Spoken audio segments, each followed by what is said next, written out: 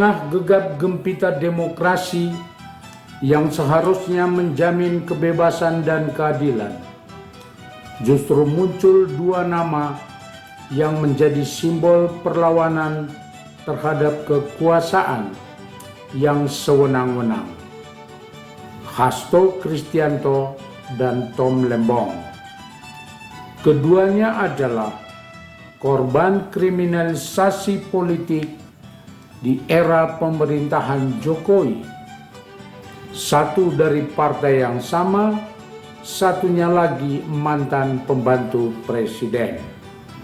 Ketika hukum dipelintir demi kepentingan politik, maka muncul pertanyaan besar: apakah kita masih dalam negara hukum atau hanya negara kekuasaan?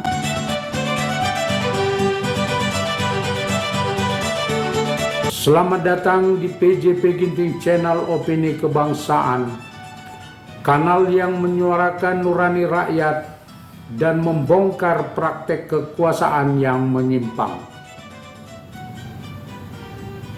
Dendam politik masih sering terjadi di negara-negara sedang berkembang seperti Indonesia. Zaman Orde Lama terjadi dendam politik. Zaman Orde Baru sangat parah terjadi dendam politik. Zaman reformasi juga terjadi di masa pemerintahan SBY dan Jokowi. Hanya Habibie, Gus Dur dan Megawati tidak melakukan dendam politik, menunjukkan ketiganya matang dalam demokrasi. Pada zaman pemerintahan SBY, dendam politik terjadi dalam beberapa kasus.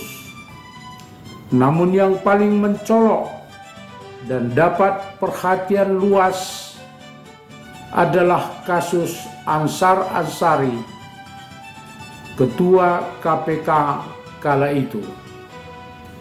Setelah menjalani tahanan beberapa tahun, Presiden Jokowi memberikan gerasi pembebasan dan rehabilitasi. Pada zaman Jokowi, dendam politik terjadi pada dua kasus kriminalisasi dan politisasi hukum terhadap Hasto Kristianto, Sekjen Partai Demokrasi Indonesia Perjuangan, dan Tom Lembong, Wakil Ketua Pemenangan Pemilu Presiden Anies Mohaimin. Hasto Kristianto oleh Jokowi dianggap sebagai lawan politik yang menentang keinginan Jokowi menjadi presiden 3 periode. Jokowi dan Hasto sebenarnya berada dalam satu partai, yaitu Partai Demokrasi Indonesia Perjuangan. Namun karena keinginan Jokowi menjadi presiden 3 periode, yang mana itu bertentangan dengan konstitusi, maka Hasto Kristianto menentangnya.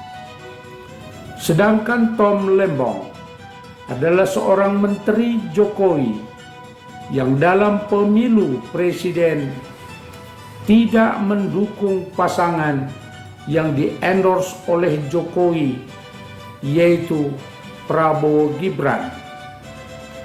Tom Lembong justru bergabung dengan tim pemenangan Pilpres, yaitu Anies Mohaimin.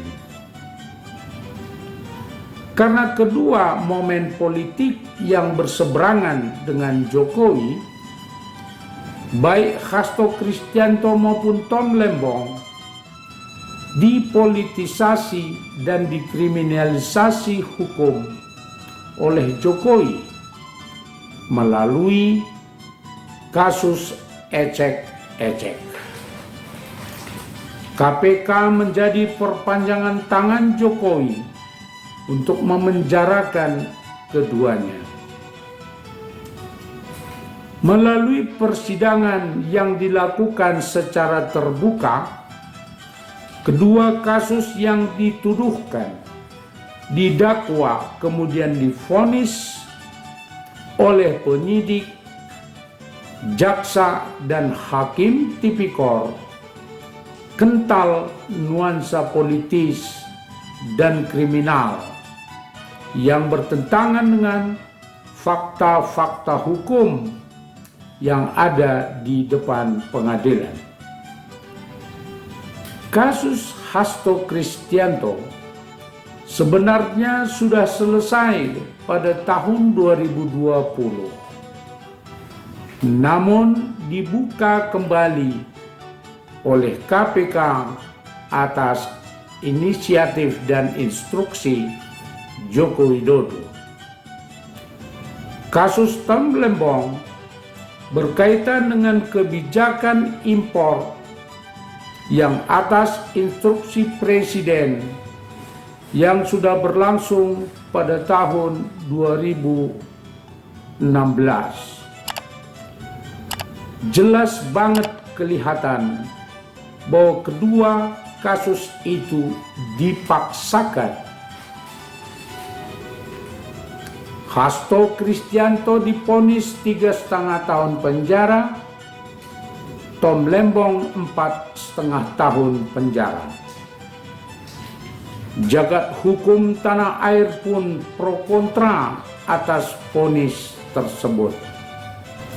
Sabtu 2 Agustus 2025, Presiden Prabowo atas persetujuan DPR Republik Indonesia memberikan amnesti kepada Hasto Kristianto dan abolisi kepada Tom Lembong.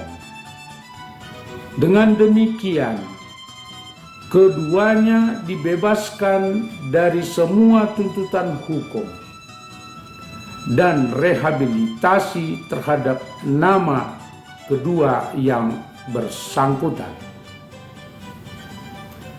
Kedua kasus tersebut adalah bukti kesewenang-wenangan kekuasaan Jokowi yang dilakukan melalui KPK. Hasto Kristianto dan Tom Lembong adalah simbol perlawanan hukum terhadap kesewenang-wenangan kekuasaan Jokowi. Amnesti terhadap Hasto Kristianto dan abolisi terhadap Tom Lembong merupakan tamparan keras terhadap Jokowi bahwa kesewenang-wenangan ada batasnya dan tanda kuat bahwa kekuasaan Jokowi mulai sirna dari panggung politik. Pelajaran penting yang dapat kita ambil dari kedua kasus tersebut antara lain: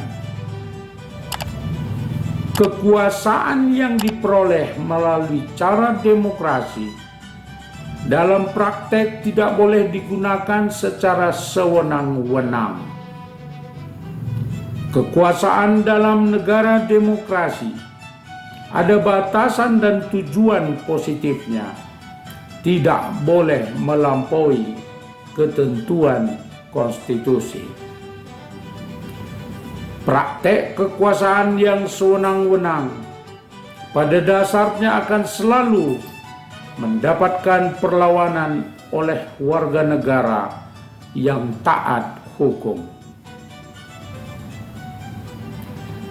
Pembebasan Hasto Kristianto dan Tom Lembong melalui amnesti dan abolisi menjadi sinyal keras bahwa rakyat dan negara masih punya kekuatan untuk menolak kesewenang-wenangan kekuasaan.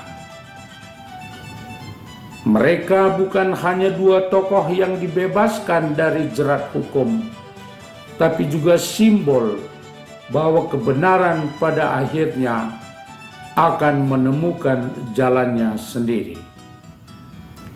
Dan yang lebih penting, kesewenang-wenangan kekuasaan selalu punya batas umur.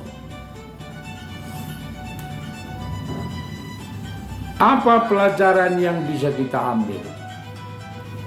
Demokrasi bukan tentang siapa paling berkuasa, tapi siapa yang paling taat pada aturan dan menjunjung keadilan.